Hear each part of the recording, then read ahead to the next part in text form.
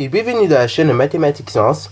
Aujourd'hui, je prends et expliquer une nouvelle vidéo, cette vidéo donc en mathématiques pour les troisièmes, dans laquelle tout simplement ici, je vais vous présenter le deuxième épisode de la série de se préparer au brevet.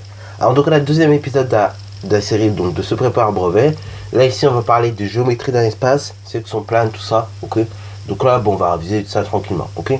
Alors, avant de commencer, j'aimerais vous annoncer, j'aimerais donc vous dire quelques petites choses. Alors déjà, voilà, il y en a qui vont avoir des brevets blancs là, qui vont arriver en janvier. D'autres qui vont avoir des brevets blancs en février, autre chose comme ça. Donc vraiment, ne stressez pas comme des malades. Enfin, en tout cas là maintenant, si votre brevet blanc ou quoi, il n'arrive pas tout de suite, évitez de trop stresser, évitez de vous mettre trop la pression. Essayez plutôt de prendre ça comme un contrôle. Enfin, en tout cas, le brevet blanc, prenez-le comme un contrôle vraiment. Parce que c'est pas si dur que ça. Enfin, il y a des trucs, c'est pas si dur que ça en tout cas. Ok. Donc prenez-le vraiment comme un contrôle déjà d'une. De deux, c'est pareil. Là, vous allez réviser bien, mais la veille d'une épreuve de brevet, évitez de réviser. Parce que comme vous allez accumuler pas mal de connaissances comme ça, et de choses comme ça, pardon, et vous risquez d'avoir un stress que vous ne connaissez pas spécialement maintenant. Personnellement, je sais que là, je ne stresse pas spécialement. Et là, c'est le brevet blanc, donc je me dis c'est en contrôle. Mais il va y avoir un stress qui va arriver qui n'existait pas chez vous. C'est tout à fait normal puisque, en fait, quand on fait de nouvelles choses, on apprend toujours un petit peu, ok. Et en soi, être stressé avant une épreuve de brevet, c'est tout à fait normal. C'est-à-dire que vous prenez ça quand même avec un peu de considération, ok. Et voilà, donc si vous êtes stressé, ne vous dites pas, c'est la fin du monde. Non, au contraire, c'est tout à fait normal, au contraire. Et d'ailleurs, ce stress, après, il faut savoir le contrôler un peu, mais ce stress, il peut même vous donner de l'énergie justement pour le brevet blanc, ok. Et ça sera de même pour le brevet encore. Là, le brevet blanc encore, ce n'est qu'une étape. Mais le vrai brevet, vous serez encore plus stressé. Parce que tout simplement, vous aurez accumulé tellement de connaissances d'un coup que, il sera nécessaire qu'à un moment, vous vous reposiez, ok.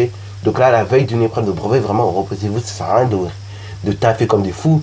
À la limite, travailler l'après-midi, vous voyez, réviser des formules, tous les petits trucs comme ça. Mais vraiment, le soir, on déstresse les gars, ok. Voilà. Alors deuxième chose, personnellement je vais avoir un brevet blanc la semaine prochaine. Donc je ne sais pas si après la semaine prochaine, donc le week-end, j'arriverai à tourner mes vidéos comme je veux. Donc on verra comment ça marche. Mais en tout cas, soyez pas étonnés si la semaine prochaine il y a des vidéos qui sautent, ok. Tout simplement. Bon. Et au cas où si j'arrive pas à faire mes vidéos comme je veux, je rattraperai sur un autre week-end en faisant un peu plus de vidéos, tout simplement. Parce que week-end vidéo, bien évidemment, c'est une fréquence en moyenne. Donc ça peut arriver qu'il y ait des week-ends où ça saute. Bon, ça donc c'était pour toutes les infos, voilà, brevet blanc, tout ça. Donc vraiment, pareil, ne stressez pas, révisez tranquillement. Et après, la veille d'une épreuve de brevet, vraiment, tranquille, ok. Vraiment, soyez tranquille. Ah oui, aussi, dernière chose que j'ai oublié de vous dire, très très important. La veille d'une épreuve de brevet, préparez toutes vos affaires. C'est-à-dire, prenez votre minimum. C'est-à-dire, regardez votre trousse déjà comment elle est garnie. C'est-à-dire, il vous faut au minimum des stylos, du blanc si vous en avez. Alors c'est pas obligé, mais c'est quand même conseillé d'en avoir quand même dans sa trousse. Troisième chose, des surligneurs. Ça peut être utile pour surligner des données dans un énoncé ou des choses comme ça. Un crayon papier. Votre matériel de géométrie. C'est très utile pour les maths, notamment les schémas en sciences. Ça peut être utile. Et également, donc, prévoyez aussi de la colle. Ça peut arriver qu'il y ait des épreuves où on est obligé de coller certaines choses. Un taille-crayon aussi pour tailler vos crayons. Et des crayons couleur. Ok. Ça, vraiment, c'est le minimum que vous devez avoir dans votre trousse. Donc vérifiez bien la veille d'une épreuve que vous avez bien tout ça dans votre trousse, ok. Deuxième chose, c'est tout bête, hein, mais à une épreuve de brevet, vous devez avoir deux choses en plus de votre trousse bien garnie. Vous devez avoir également tout le reste, c'est-à-dire donc vous devez avoir une calculette, donc la calculette pour les maths, vous voyez, et pour la physique si vous en avez, ou pour les sciences si vous en avez besoin également, ok. Deuxième chose très très important, enfin troisième chose plutôt très très importante, c'est vous allez distribuer sûrement une convocation. Alors, je ne l'ai pas très loin, mais donc une convocation, voilà, c'est pour vous convoquer en gros aux épreuves de brevet. Donc moi, j'en ai une qui ressemble à ça, voilà, c'est pas un truc de ouf, voilà. Et donc du coup, voilà. Du coup, cette convocation, c'est très très important de la mettre quelque part, où déjà vous n'allez pas la perdre. Voilà, moi j'ai mis dans mon carnet. Et deuxièmement, très très important de se ramener avec le jour du brevet blanc ou même du vrai brevet. Parce que oui, si vous oubliez vos convocations, ou bien, deuxième chose, si vous oubliez vos cartes d'identité, vous ne pouvez pas passer votre épreuve de brevet, ok. Ça semble bête, mais vérifiez bien le soir si vous avez vos cartes d'identité et la convocation. Personnellement, ma carte d'identité, vu que je vais venir en bus ou en train, ça dépendra de comment ça marche, et je la mettrai dans mon portefeuille, ok? Enfin, dans mon porte-monnaie, vu qu'il y a une place pour. Et ma carte, enfin ma convoque, je vais la mettre dans mon carnet, puisque en théorie, je vais ramener mon carnet, ok? Pour qu'on puisse me reconnaître, ainsi de suite. Voilà, donc ça c'est pareil. Enfin là, c'était une petite parenthèse comme ça pour le brevet blanc, donc vraiment soyez équipés, ok? Venez pas en mode touriste. Voilà. Bon, désolé d'en avoir stressé pas mal comme ça, mais voilà, j'étais obligé de faire cette petite parenthèse. Bon, désolé d'avoir stressé plein de gens comme ça là, on vous parle du brevet blanc, de brevet, etc. Mais j'étais vraiment obligé de vous en parler, parce que pour certains ça va se passer la semaine prochaine, pour d'autres ça s'est déjà passé, bon, voilà. Et pour d'autres ça va encore se passer dans le futur. Donc, je vous préviens quand même dès maintenant. Parce qu'on est en janvier, mais ça va aller très vite l'année, ok? Donc, je préfère que vous soyez prévenus, au moins comme ça, c'est carré. Bon, de toute façon, je vous en reparlerai encore dans les prochaines vidéos, ok? Voilà, c'est parti mon kiki, on va se lancer dans l'exercice parce que sinon la vidéo va durer 40 minutes. Et moi, j'ai pas envie que la vidéo dure 40 minutes. Et voilà, voilà. Bon, c'est parti mon kiki. Alors, donc là, au brevet, c'est pareil. Si vous avez soif, des choses comme ça, ramenez une bouteille d'eau, des choses comme ça, ok?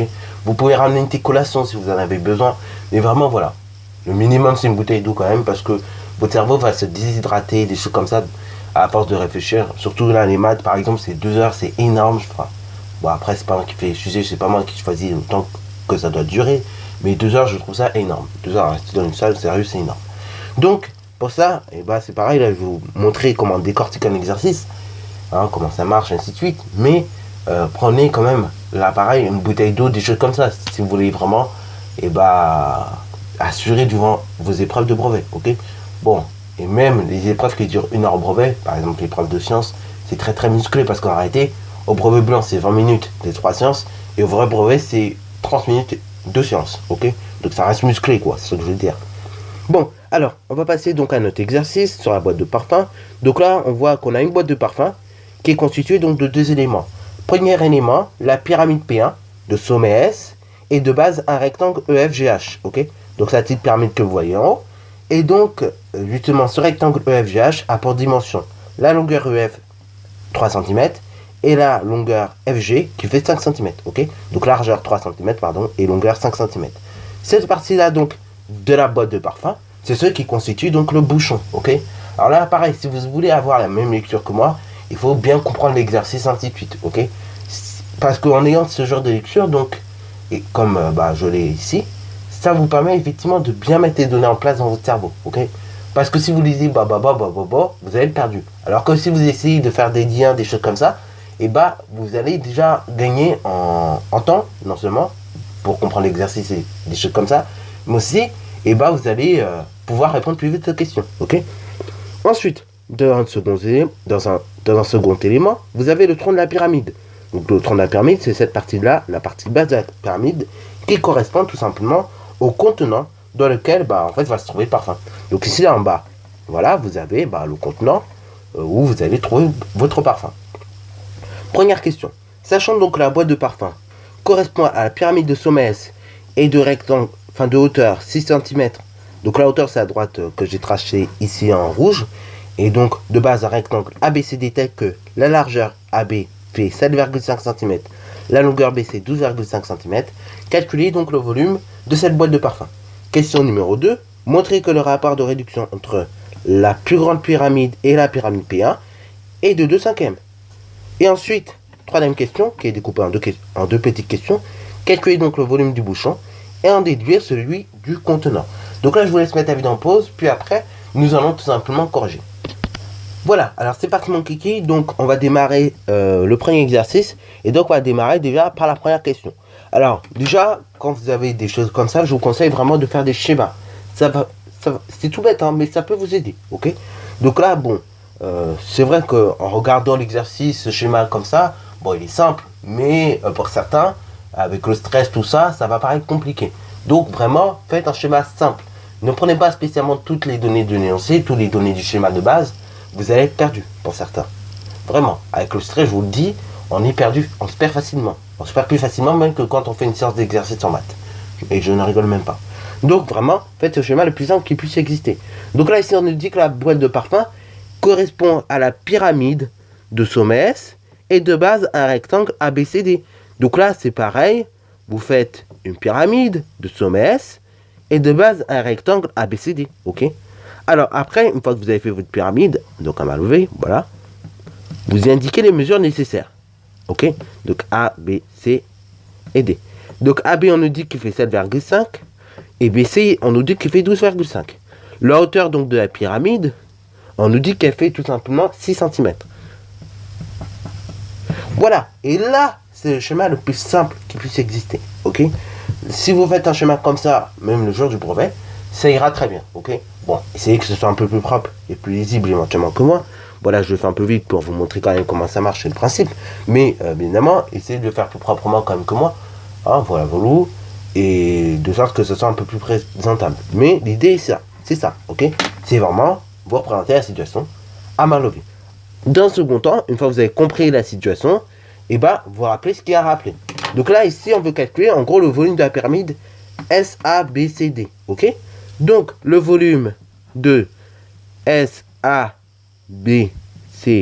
donc le volume de la pyramide SABCD, il est égal à quoi? Bah, il est égal tout simplement à l'aire de la base. Donc, R de la base, vous allez voir après à quoi ça correspond. R de la base fois la hauteur divisé par 3. Alors, il y en a qui apprennent la formule comme ça. Il y en a aussi qui apprennent la formule aussi. Donc, moi, dans mon collège, c'était le cas. Comme ça, c'est-à-dire un tiers de l'aire de la base fois la hauteur. Ok? Voilà, donc là, au choix. Personnellement, je préfère la première formule que je vous ai énoncée, mais chacun apprend comme il veut. Une fois que vous avez compris donc la formule, vous remplacez éventuellement par ce qui va correspondre. Donc l'aire de la base ici, c'est un rectangle. Donc ici, l'aire de la base, c'est longueur fois largeur fois hauteur. Longueur fois largeur pour l'aire de la base et hauteur pour la hauteur de la pyramide. Et on divisera par 3. Ce qui donne donc que le volume de votre pyramide SABCD est égal donc à la longueur. Donc longueur 12,5, largeur donc 7,5, hauteur 6. Et tout ça, on va donc diviser par 3. Alors là, c'est pareil. Si vous êtes à l'aise avec les calculs mentaux, tout ça, vous pouvez voir que ça se simplifie relativement vite. Le 6, on peut le simplifier avec le 3. Donc 6, quand on simplifie avec le 3, ah oui, pareil là aussi. J'ai peut-être pas dit, je suis allé peut-être trouver dans mes explications. Mais quand on a ce genre de fraction, on simplifie toujours numérateur avec dénominateur. Le nombre qui est au numérateur, on simplifie avec le nombre qui est au dénominateur. Ok? Non, parce que ceux qui simplifient tous les nombres, les nombres numérateurs entre eux, c'est faux. Ceux qui simplifient les nombres dénominateurs entre eux, c'est faux également. Donc vraiment, on simplifie le numérateur avec dénominateur. Donc là, on voit que si c'est 3, ils se divisent ensemble. Et on peut diviser par 3. Et si c'est 3. Donc 3 divisé par 3, 1. 6 divisé par 3, ça fait donc 2. Voilà. Et donc là, on obtient un calcul un petit peu plus simple. On obtient donc que ça fait 12,5 multiplié par 7,5 multiplié par 2. Ok? Voilà, voilà. Alors là, ce calcul-là, on peut éventuellement réduire un peu et on va voir que c'est simple. Alors vous avez deux solutions pour réduire.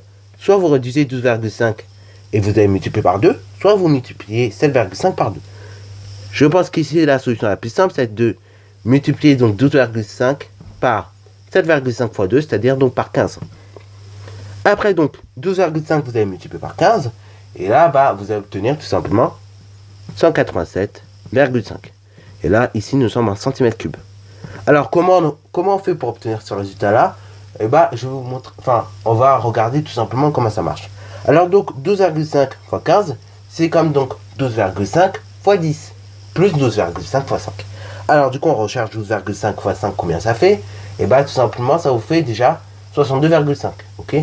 Alors là, c'est pareil. Ceux qui sont perdus déjà quand j'ai dit ça, et bah, je vais vous montrer. Enfin, on peut faire autrement. On peut le faire dans l'autre sens. C'est-à-dire, on peut regarder déjà 12,5 fois 10, combien ça fait. 12,5 fois 10, 125. Vous êtes d'accord avec moi? On a juste à décaler la virgule d'un rang vers la droite pour multiplier par 10. Là, on est d'accord. 125. Après, si vous voulez chercher donc 2,5 fois 5, c'est-à-dire donc 5 fois, 2 fois moins, et bien du coup, on va diviser 125 par 2. D'où le 62,5. Après, une fois que vous avez obtenu votre 125 et votre 62,5, vous allez les additionner entre eux. Et vous allez obtenir tout simplement 125 plus tout simplement vos 60, 185.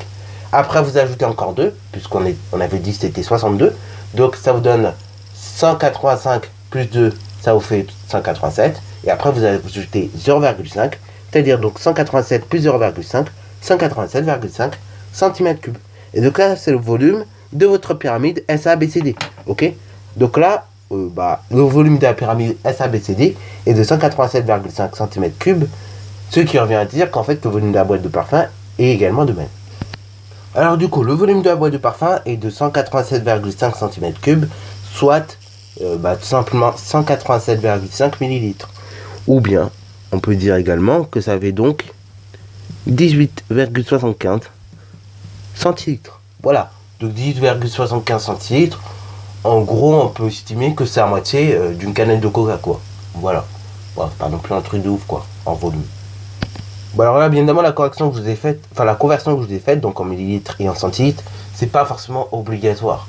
Mais ça aide éventuellement à comprendre, en fait, tout simplement deux choses. Ça aide tout simplement à ce que vos correcteurs ne soient pas trop perdus, éventuellement. Bon, en général, les correcteurs sont profs de maths, donc ça ne dérange pas trop si vous les mettez en centimètres cubes, les résultats. Mais de deux, ça peut aider aussi pour vous, en fait. C'est plus pour vous que ça peut vous aider. Ça peut vous aider à voir à peu près à quoi ça correspond, en fait. Ok? Parce que 887,5 ml, on voit à peu près. Mais c'est mieux si on le met en centilitres, ça fait 10,75 centilitres. Et là, on arrive à voir quand même à quoi ça correspond quand même. Bon, allez, question numéro 2, donc on va démarrer, enfin on va la faire rapidement, mais bien. Donc question 2, là on nous demande de montrer que le rapport de réduction entre la plus grande pyramide et la pyramide P1 est tout simplement de 2/5. Donc là je vais représenter très rapidement ma situation, voilà. Donc là c'est pareil, vous représentez très rapidement, mais là, voilà, vous faites mieux que moi quand même. Vous essayez de représenter vite, mais bien. Voilà, donc moi je représente très vite pour que vous puissiez voir à peu près. Et pour que vous ayez une idée de comment ça marche, mais au brevet, il y a quand même des points pour le donc essayez de faire propre. Ok, voilà. Donc là, on représente la situation. Donc ici, on a une pyramide SA, B, C, D. Ici, on a une pyramide S, E, F, G, H. Ici, on sait que EF, il fait tout simplement 3. FG, tout simplement, il fait 5. Après, AB il fait tout simplement, donc on avait dit qu'il faisait 7,5. Et donc BC, on avait dit qu'il faisait tout simplement 12,5. Et là, rien qu'en marquant ces données-là, on arrive très rapidement, on arrivera très rapidement à avoir le rapport de réduction entre la plus grande et la plus petite pyramide. Donc ici, vous avez la pyramide P1. Et l'ensemble, là, ici, c'est la pyramide. C'est la grande pyramide, ok? Donc je vais noter ça GP par exemple. Alors là, maintenant qu'on a vu à peu près comment ça, on voit à peu près en fait les dimensions, des choses comme ça, il y a deux manières en fait de calculer le rapport de réduction. Mais le principe va être le même, c'est-à-dire vu que c'est un rapport de réduction, forcément pour réduire, il faut que vous obteniez un nombre plus petit que 1. Et nous, on sait en mathématiques que pour obtenir un nombre plus petit que 1, à partir de deux nombres, il suffit tout simplement, on a deux solutions. Il suffit tout simplement de multiplier par un nombre en fait qui est plus petit que le premier nombre que l'on propose. Par exemple, si on prend 12,5 et qu'on multiplie par un nombre plus petit que 1, et on va voir on va obtenir donc un résultat beaucoup plus petit que 1. Enfin, beaucoup plus petit que 12,5. En revanche, si on arrive tout simplement, si on veut obtenir un nombre plus grand que 1, plus grand que le résultat que vous voulez, ok, plus grand que le facteur qui est dans votre multiplication, vous savez donc que par exemple si je prends le nombre 12,5, si je multiplie par un nombre plus grand que 1, vous allez obtenir un nombre plus grand que 1. En soi c'est logique. Ou sinon, deuxième solution, vous pouvez tout simplement diviser en fait un nombre plus petit par le plus grand, ok, et en divisant le plus grand par le plus petit, vous allez de même obtenir un nombre plus petit, ok, voilà. Donc, deux solutions pour calculer le rapport. Soit vous prenez la petite longueur EF sur la petite longueur AB, ou soit vous prenez la petite longueur FG sur la petite longueur BC. Bon, ici je vais prendre EF sur AB afin de calculer très rapidement. Donc EF sur AB c'est donc 3 sur 7,5. Alors là, comme ça on a du mal à calculer. Et pourtant ce calcul on pourrait le faire de tête. Donc ce que je vous conseille, si vous voulez calculer vite de tête, multipliez la fraction par 2 au numérateur et au dénominateur. Ce qui vous donnera donc 3 fois 2, 6. Sur 7,5 fois 2, 15. Et après, de là, vous obtenez 6 quinzièmes et vous simplifiez. Donc 6 et 15, on voit qu'on peut les diviser tout simplement par 3. Donc on va simplifier la fraction en divisant par 3 au numérateur et au dénominateur. Ok. Donc ici, 6 divisé par 3, 2. 15 divisé par 3, 5. Donc là, on obtient bien que le rapport de réduction entre la plus grande pyramide et la pyramide P1 est bien de 2/5.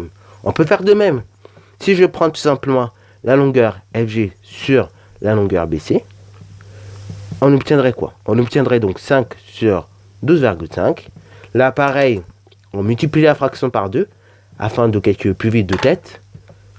Et donc, on obtient quoi? On obtient donc 10 sur 25. 10 et 25, on voit qu'ils sont divisibles par 5. Donc, on va simplifier la fraction en divisant par 5 au numérateur et au dénominateur. Ce qui nous donne donc 10 divisé par 5, 2.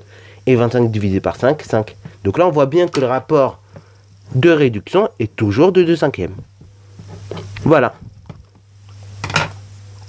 Voilà, et pareil, prenez l'habitude aussi de formuler toujours des phrases.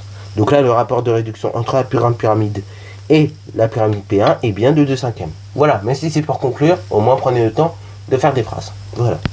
Donc maintenant, on va calculer le volume du bouchon et après on va déduire celui du contenant. Donc volume du bouchon, c'est le volume de la petite pyramide. Donc là, je vais représenter très rapidement la situation. Voilà, pour que vous puissiez voir à peu près à quoi ça ressemble. Donc ici, sa pyramide SE, F, G, H. Ici, donc, EF 3. Et après, FG 5. Voilà. Alors là, bon, vous allez me dire, ah ouais, mais il me manque la hauteur, donc je ne peux pas calculer le volume de la pyramide. Oui, mais on sait que maintenant, oui, mais en revanche, je vais regarder les réponses donc, des précédentes questions. Pardon. On connaît tout simplement le volume de la pyramide, de la grande pyramide, c'est-à-dire donc FABCD. On connaît donc le rapport de réduction qu'il y a entre cette pyramide et la grande. Donc, on sait, par nos règles mathématiques, que tout simplement, on peut déterminer le volume d'une telle pyramide, de cette petite pyramide. Tout simplement en multipliant le rapport de réduction au cube par le volume que l'on a obtenu de la grande pyramide. C'est-à-dire donc que le volume, donc là ici c'est le volume du bouchon, donc je vais nommer volume bouchon. On sait que volume bouchon est égal tout simplement à 2/5 au cube, multiplié donc tout simplement par le volume que l'on a trouvé tout à l'heure de la grande pyramide, donc 187,5. Donc, c'est-à-dire que le volume du bouchon est égal, donc là après vous effectuez le calcul à la calculatrice et vous voyez qu'est-ce que ça vous donne. Et quand on effectue ce calcul, on obtient 12. Ok? Alors là, pareil, vous pouvez détailler, 2 tiers au cube, enfin 2/5 le tout au cube, c'est donc égal à 8 sur 125 multiplié par 187,5, et après vous effectuez le calcul aussi, ok? Mais là, bon, si vous ne voyez pas tout de suite le truc, vous pouvez le faire directement d'ici jusqu'à là, ok? On ne vous demande pas généralement de grandes justifications, ok? Pour les calculs, surtout à ce niveau-là en 3e. Et même, de manière générale, on ne vous demandera jamais de grandes justifications. Alors donc on demande de déduire le volume du contenant. Donc on sait que le volume de la pyramide, donc volume de la grande pyramide, donc volume GP, est égal donc au volume du bouchon plus le volume du contenant, ok? Donc, du coup, volume de la grande pyramide, c'est 187,5. Ok? Voilà, voilà. Après, donc, vous avez le volume du bouchon que nous venons de déterminer, ça fait 12. Et volume du contenant que l'on recherche, ok? Donc ici, le volume du contenant, si on ajoute 12, on obtient le volume de la grande pyramide. Donc, pour déterminer le volume du contenant, on va tout simplement faire les 187,5 moins 12. Bon, là, ça paraît évident. Et après, on effectue la soustraction. Et donc, on effectue 187,5 moins 12. C'est-à-dire, donc, vous obtenez 175,5. Et donc là, c'est pareil, vous êtes en centimètres cubes. Ok? Alors là, pareil, on va mettre deux petites phrases conclusives. Donc, on va mettre tout simplement que le volume du bouchon est de 12 cm3. Et de même, le volume du contenant est de 175,5 cm3. Et voilà, sur ce, la vidéo est donc terminée. Si elle t'a plu, n'hésite surtout pas à la liker, commenter et bonne reste à toi en mathématiques et en sciences.